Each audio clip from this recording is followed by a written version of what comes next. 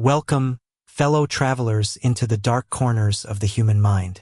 Tonight, we embark on a chilling journey into a real-life American nightmare, a case that tested the limits of justice and haunted a nation, the Whispering Woods Predator. Before we delve into the shadows of this relentless pursuit, if you're drawn to tales where light battles the deepest darkness, please take a moment to hit that subscribe button. Your support helps us uncover these profound and often terrifying truths. Now, prepare yourselves, for the hunt begins in the quiet heartland. Harmony Creek, Iowa, was a postcard town, seemingly untouched by the frenetic pace of modern life. Its fertile farmlands stretched to the horizon, dotted with sturdy silos and white-painted farmhouses. The town square, anchored by a gazebo and a veterans memorial, was the heart of a community built on trust, hard work, and generations of shared history. Children played freely in sun-dappled parks, and crime was typically limited to teenage pranks or the occasional petty theft. It was, in essence, the very definition of American rural tranquility. This peace, however, was about to be shattered by a darkness so profound it would leave an indelible stain on the very soul of the heartland. The first disappearance was subtle, initially dismissed as a runaway. Sarah Jenkins, 17, a quiet girl with dreams of leaving Harmony Creek for the big city, vanished from her family farm. Her parents, devastated, insisted it was out of character, but local Sheriff Dan Miller, a man more accustomed to mediating neighborly disputes than investigating serious crime, leaned towards a youthful rebellion. He filed a missing persons report, put out an alert, but the sense of urgency felt muted by the ingrained innocence of Harmony Creek. 3 weeks later, the casual dismissal curdled into cold dread. A second person, Mark Olson, 22, a mechanic with a passion for classic cars, disappeared from his isolated workshop on the outskirts of town. Unlike Sarah, Mark was deeply rooted in Harmony Creek, well-liked, and had no reason to leave. His tools were neatly put away, his car half restored, a testament to an interrupted life. Sheriff Miller, a knot forming in his stomach, felt the chill of something far more sinister than a runaway or a simple accident. 2 disappearances, unconnected, from a town where nothing ever happened. The discovery of Sarah Jenkins' body, 5 agonizing days after Mark's vanishing, extinguished all hope and plunged Harmony Creek into a chilling nightmare. She was found in a shallow grave on the edge of the sprawling Blackwood Forest, miles from her home. The scene was meticulously clean, almost clinical. There were no signs of struggle, no obvious wounds from a violent confrontation. The autopsy revealed a single fatal blow to the head, delivered with precise force. Her body was fully clothed, undisturbed, save for a small, intricately carved wooden bird placed gently in her hand. The bird, a common wren, seemed to be staring blankly, a silent witness to a horror no one could fathom. Sheriff Miller, utterly overwhelmed, immediately called in the Iowa Division of Criminal Investigation, DCI. Leading the DCI team was Agent Clara Vance, a driven, brilliant investigator with a sharp mind and an uncanny ability to empathize with victims while maintaining a steely resolve. Clara, a veteran of numerous complex cases in bustling cities, recognized the distinct, unsettling signature of a serial killer from the moment she saw the crime scene photos. The precision, the lack of struggle, the personal calling card. This was a predator, methodical and deeply disturbed. The DCI team descended upon Harmony Creek, their presence a stark contrast to the quiet town. Forensic tents bloomed on the forest edge, agents in blue suits moved with grim efficiency, and the once friendly local faces now harbored fear and suspicion. Clara and her team meticulously processed the scene, but found little beyond Sarah's body and the wooden wren. No fingerprints, no DNA that wasn't Sarah's own, no footprints save for those of searchers. The killer was meticulous, leaving almost no trace. The profile began to form, highly organized, intelligent, likely a loner, possessing strong control and potentially charm to gain victims' trust. The lack of defensive wounds suggested victims were either taken by surprise, incapacitated quickly, or knew their assailant. The wooden bird was the key, a personal statement, a chilling brand.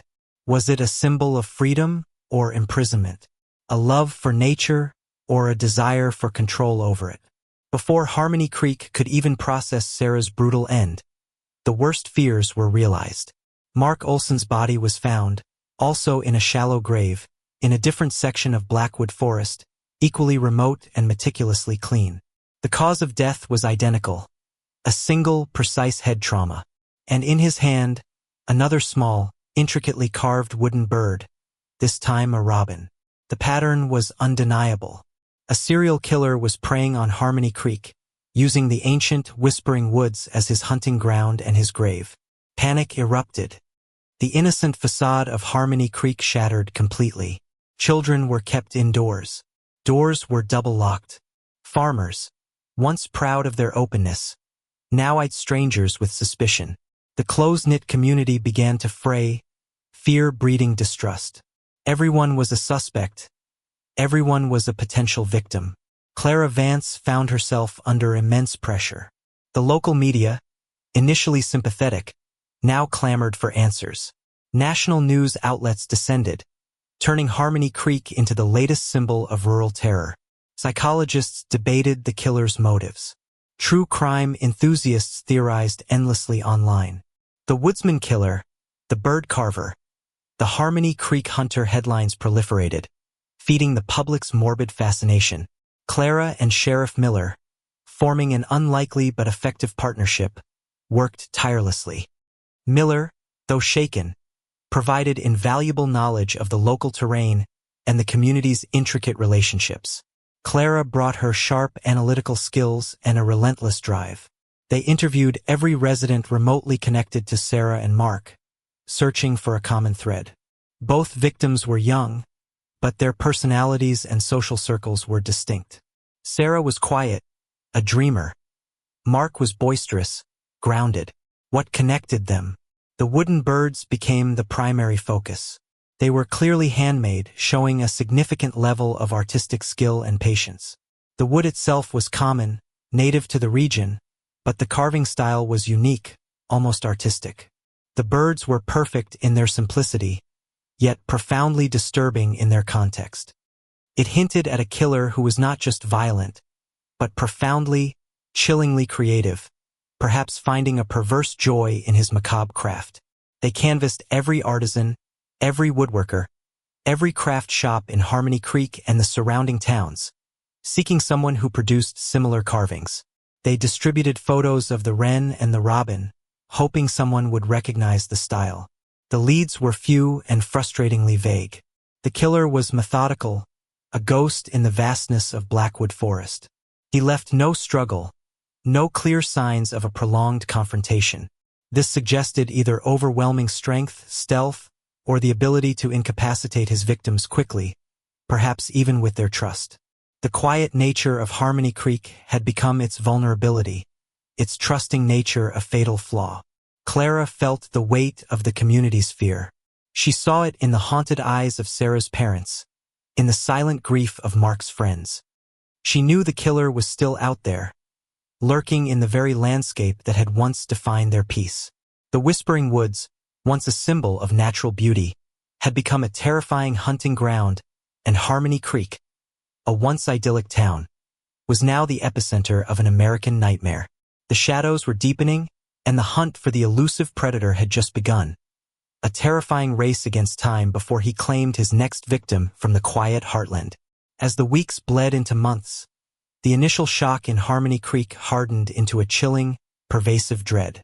The DCI, led by Agent Clara Vance, had established a full-scale command center, transforming the serene town hall into a hub of grim activity. But despite their relentless efforts, the killer remained a phantom, leaving no physical trace beyond the meticulously carved wooden birds and the gaping wounds of vanished lives. The profile of the bird carver, as the media now dubbed him, began to expand, but without concrete evidence, it felt like chasing smoke. He was clearly highly intelligent, possessing an intimate knowledge of the Blackwood Forest, suggesting he might be a local or someone with extensive experience in the area. His method, a single, precise blow to the head, indicated a killer who was either incredibly strong, highly skilled, or possibly using a non-traceable weapon. The lack of struggle pointed to victims being taken completely unawares, perhaps by someone they trusted, or from a position of profound vulnerability. Then came the third victim, not from Harmony Creek itself, but from Meadowview, a town 70 miles to the east, also bordering a large, dense forest. Jessica Lee, 28, a freelance photographer known for her nature photography, vanished during a solo hiking trip. Her body was found 10 days later, in a secluded section of the Meadowview National Forest. The scene was eerily similar to the Harmony Creek cases.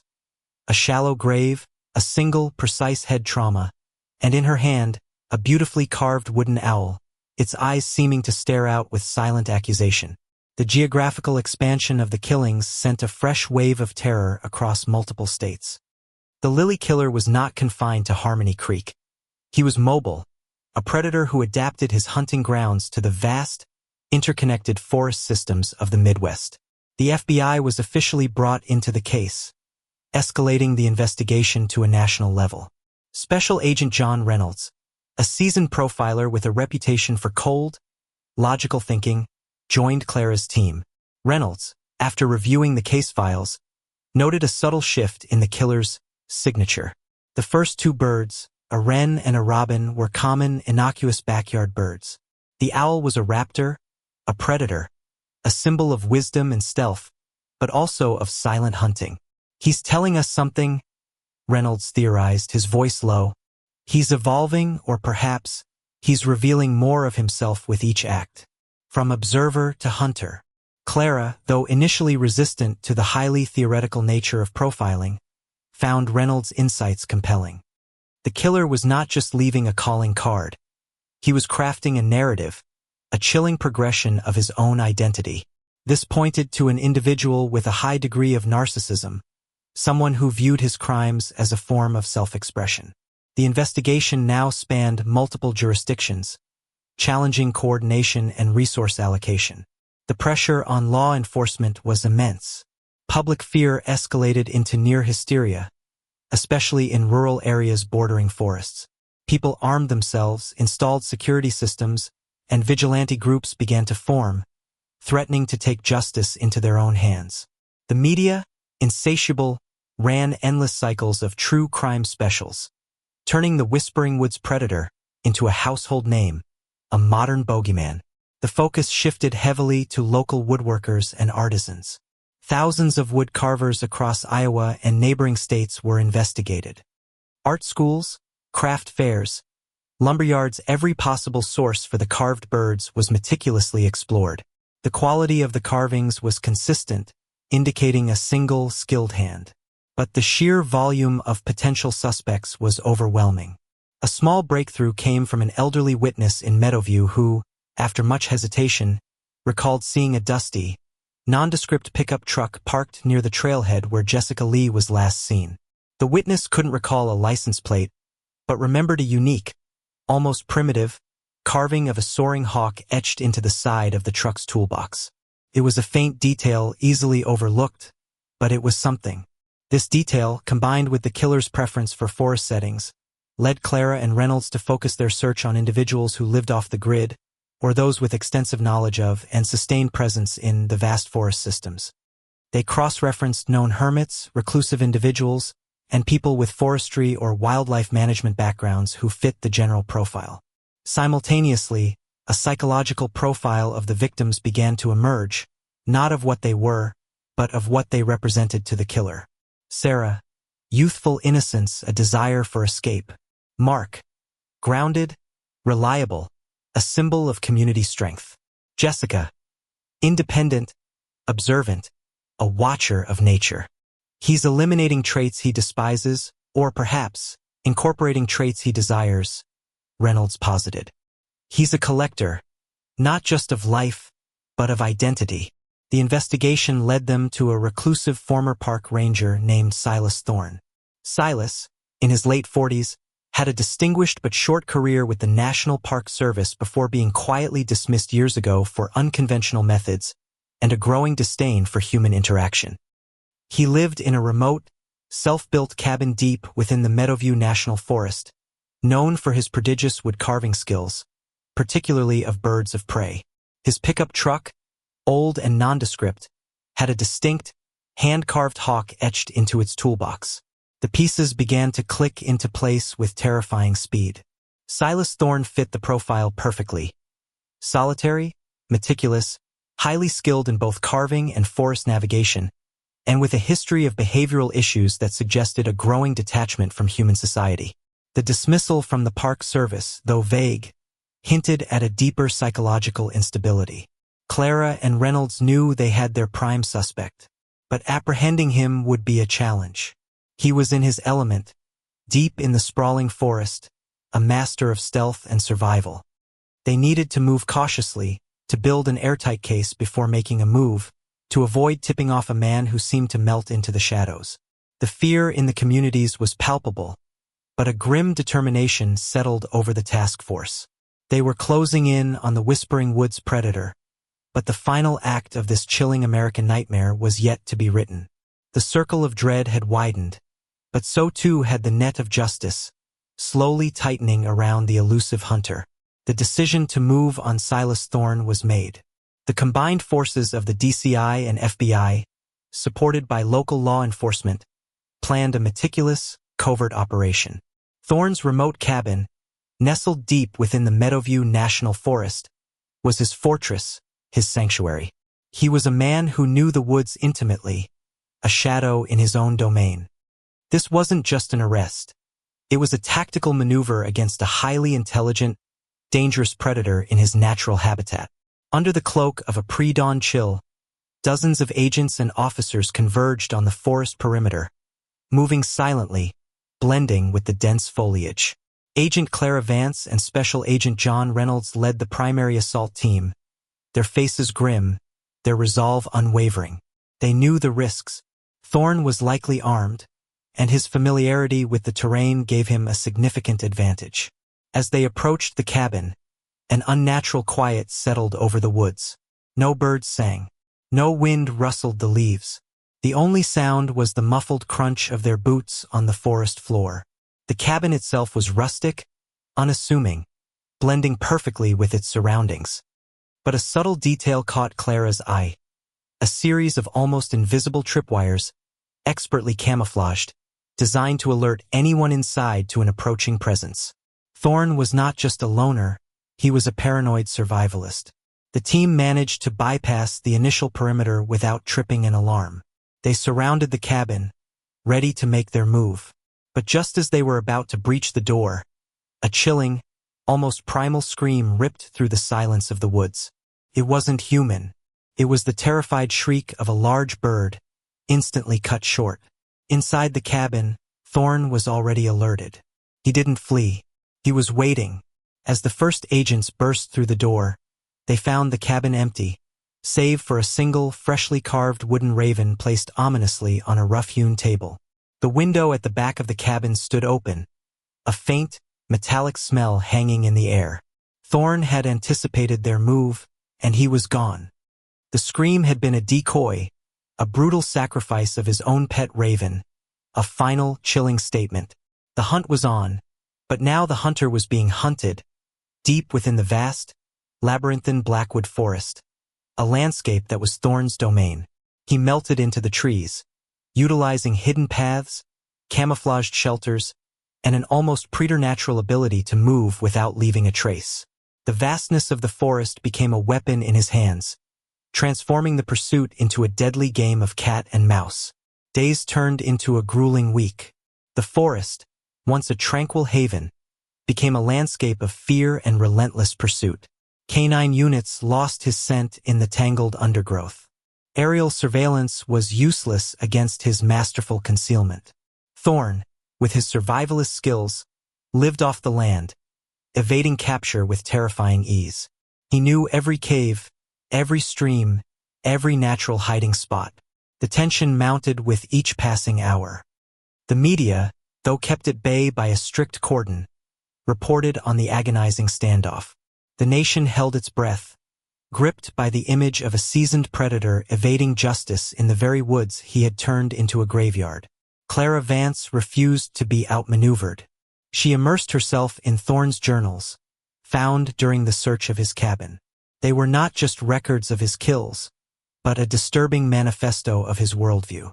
He saw humanity as weak, corrupt, a blight upon the pure, unblemished wilderness he revered. His victims, he believed, were sacrifices, chosen for their specific flaws. Sarah's naive desire to escape, Mark's grounded materialism, Jessica's intrusive observation of nature. He was purifying the world, one life at a time, guided by a warped, self-created religion of nature and death. The wooden birds were his totems, the souls of his victims freed and transformed into symbols of his twisted reverence. This insight gave Clara a new strategy. Thorne wasn't just evading capture. He was making a statement. He wouldn't leave his domain. He would stay and confront them on his terms, in his sanctuary. She predicted he would lead them to a place of significance to him, a site where he felt most powerful, most connected to his twisted ideology. Her intuition proved chillingly accurate. A team of agents, following faint, almost imperceptible blazes on old-growth trees, discovered a hidden, ancient grove deep within the most remote section of the forest.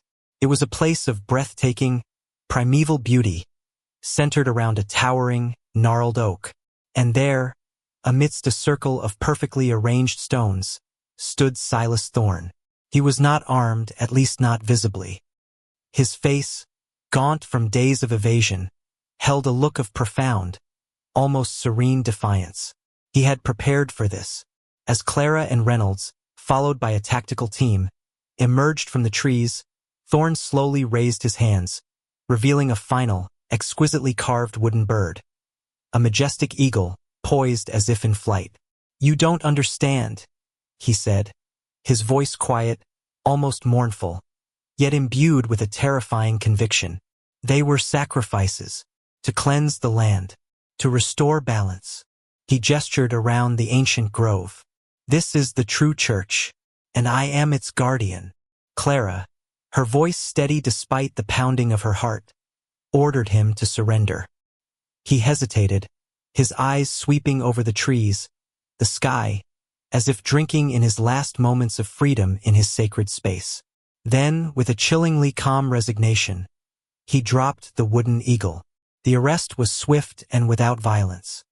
Silas Thorne, the Whispering Woods predator, was finally in custody. The subsequent investigation and trial were a maelstrom of psychological analysis and forensic evidence. Thorne's confession, a chillingly detailed account of his motives and methods, provided horrifying insight into a mind consumed by a twisted environmental extremism and a profound detachment from human life. He believed himself to be an instrument of nature, cleansing the world of human impurities, his victims not people, but mere offerings in a brutal, self-proclaimed purification ritual. The discovery of the shallow graves and the preserved remains of his victims, found after Thorne provided their exact locations with an unnerving precision, brought a grim closure to the devastated families. The wooden birds, each a testament to his victims and his twisted philosophy, became macabre symbols of his crimes. Silas Thorne was convicted on multiple counts of first-degree murder. His demeanor remained unyielding, unrepentant. He saw himself as a martyr, a prophet of the wilderness, misunderstood by a corrupt world. He was sentenced to life in prison without the possibility of parole, his reign of terror over. In the aftermath, Harmony Creek and the surrounding communities slowly began the long, painful process of healing. The Blackwood Forest, once a beloved natural treasure, now bore the indelible stain of its horrors, a silent testament to the evil that had lurked within its whispering trees. The case of the Whispering Woods predator became a chilling chapter in America's true crime history, a stark reminder that even in the most idyllic landscapes, darkness can take root, transforming a quiet individual into a terrifying force, a hunter who stalked the shadows, leaving behind only the haunting silence and the chilling legacy of his carved birds. The hunt had ended, but the echoes of his terror would forever linger in the quiet heartland.